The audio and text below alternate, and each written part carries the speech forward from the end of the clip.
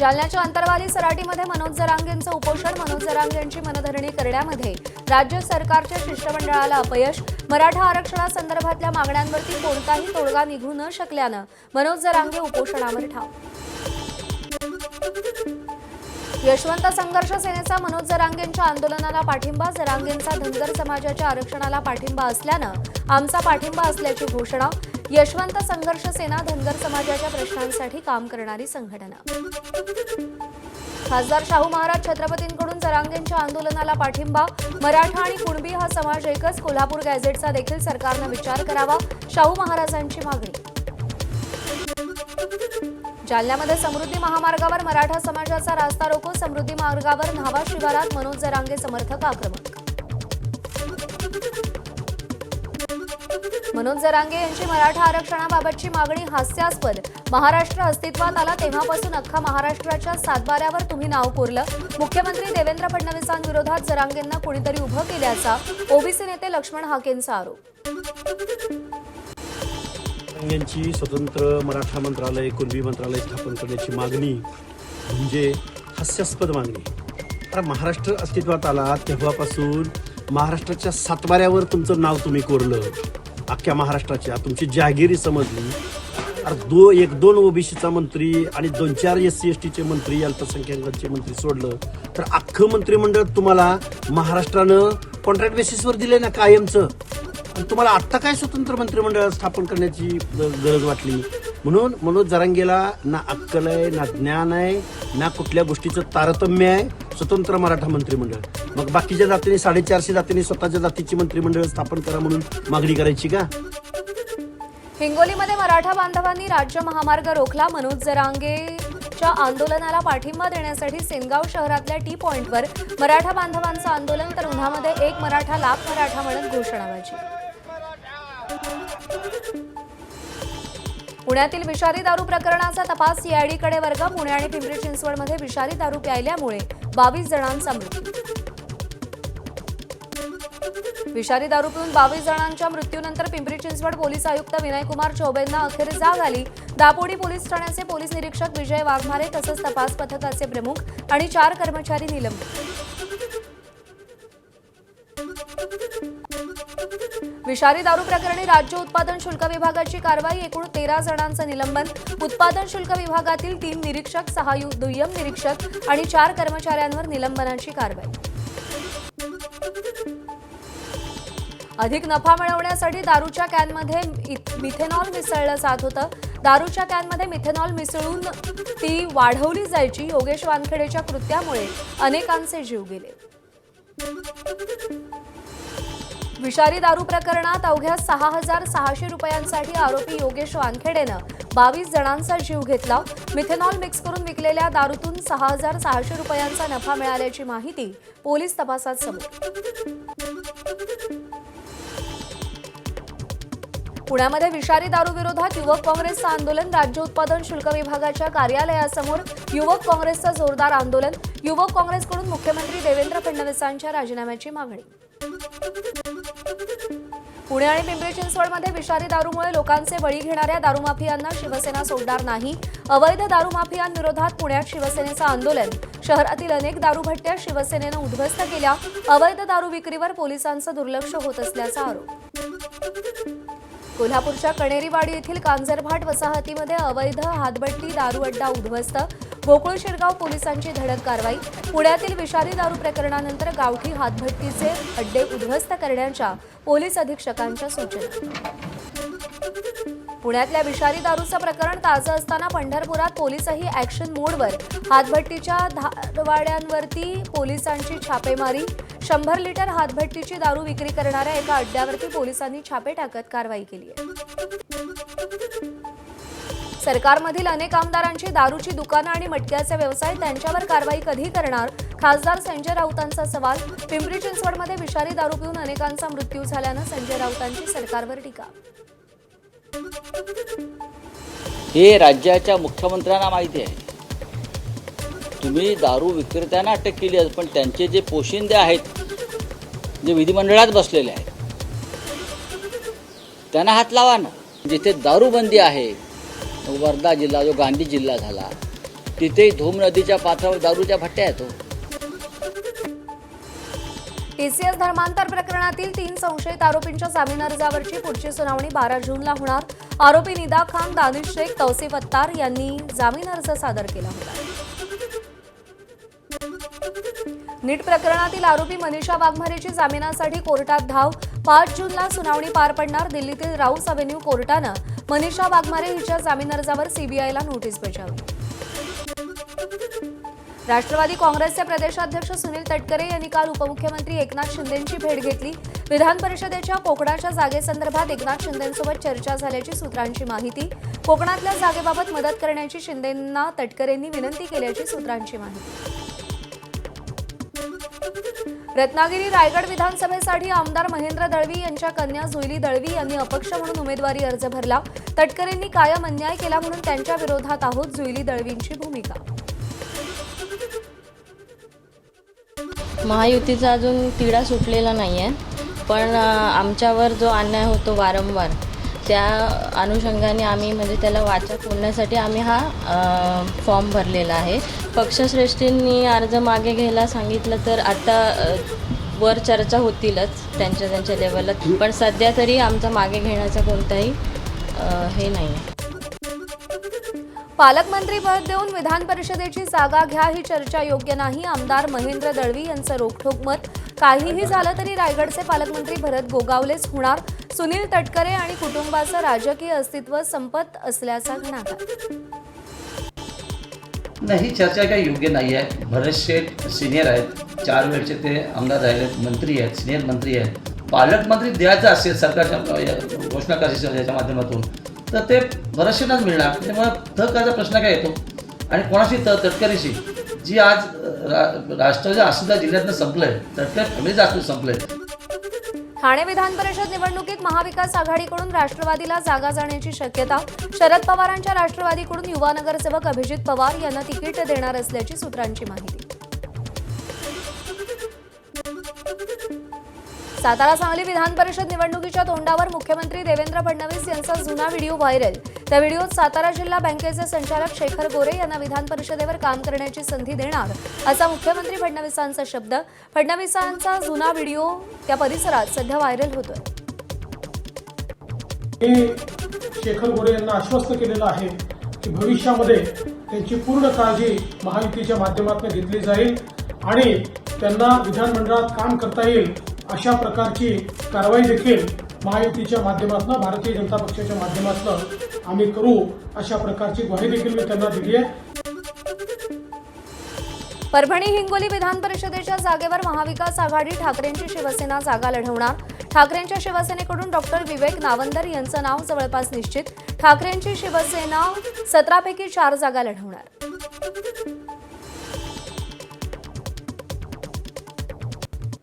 विधान परिषदेची उमेदवारी अर्ज भरण्यासाठी केवळ 2 दिवस उरले. यवतमाळ विधान परिषदेसाठी अजून महायुती आणि महाविकास आघाडीचा उमेदवार ठरलेला नाही. महायुतीत जागा शिवसेनेच्या वाट्याला जाणार तर महाविकास आघाडीमध्ये जागा काँग्रेसला मिळण्याची शक्यता. इच्छुक उमेदवारांची मात्र गर्दी. नांदेड विधान परिषदेच्या जागेसाठी प्रवीण पाटील चिखलीकरांचा उमेदवारी अर्ज. प्रवीण पाटील चिखलीकर हे राष्ट्रवादीचे आमदार प्रताप पाटील चिखलीकरांचे पुत्र. नांदेडची जागा भाजपकडे.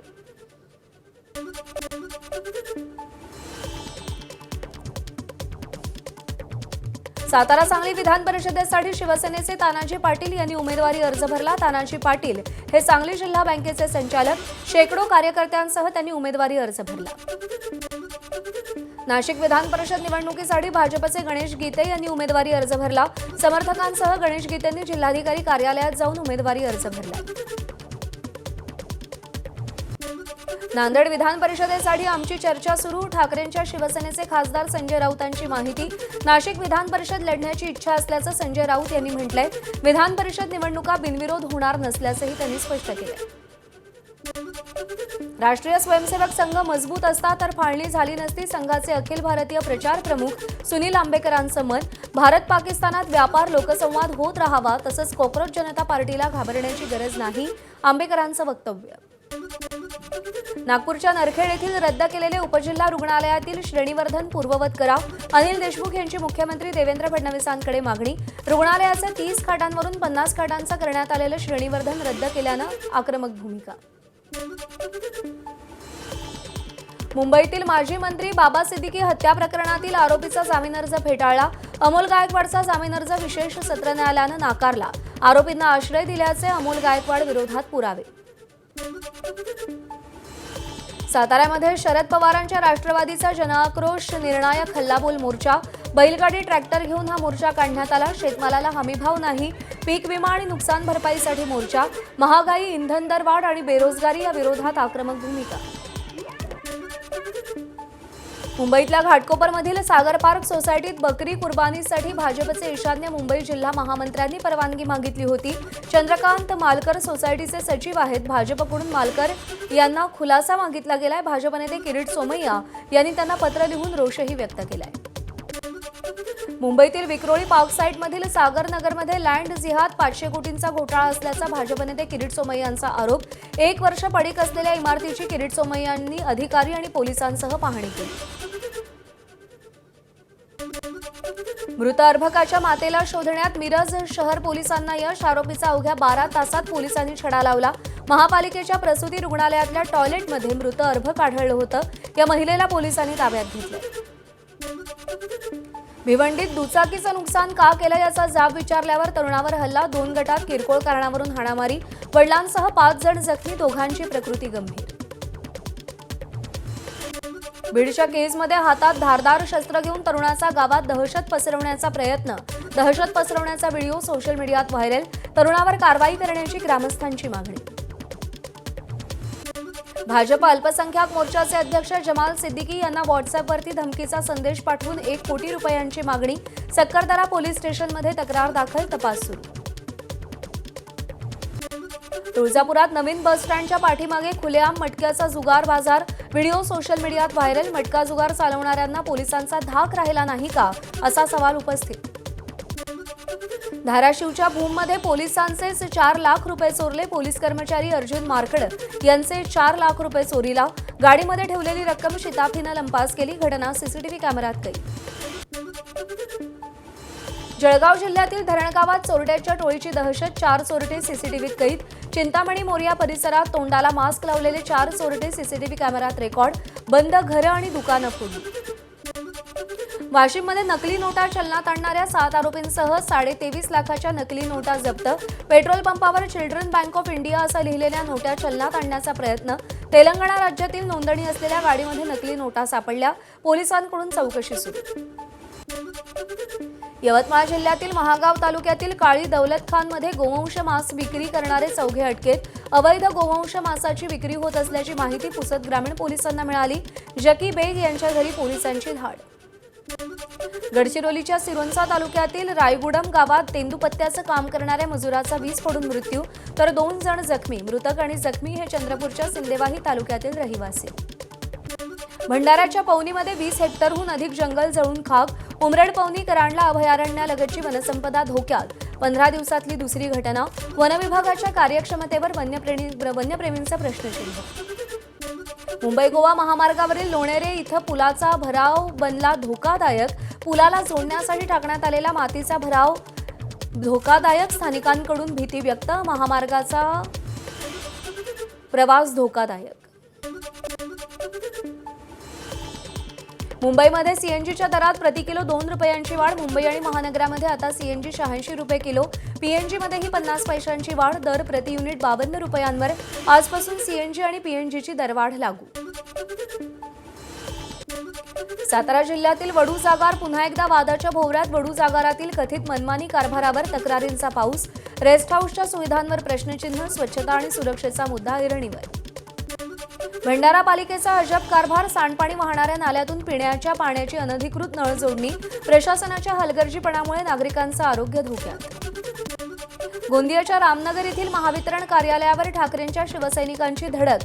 लोडशेडिंग आणि वाढीव वीज बिलाविरोधात रामनगर कार्यालयावर धडक मोर्चा.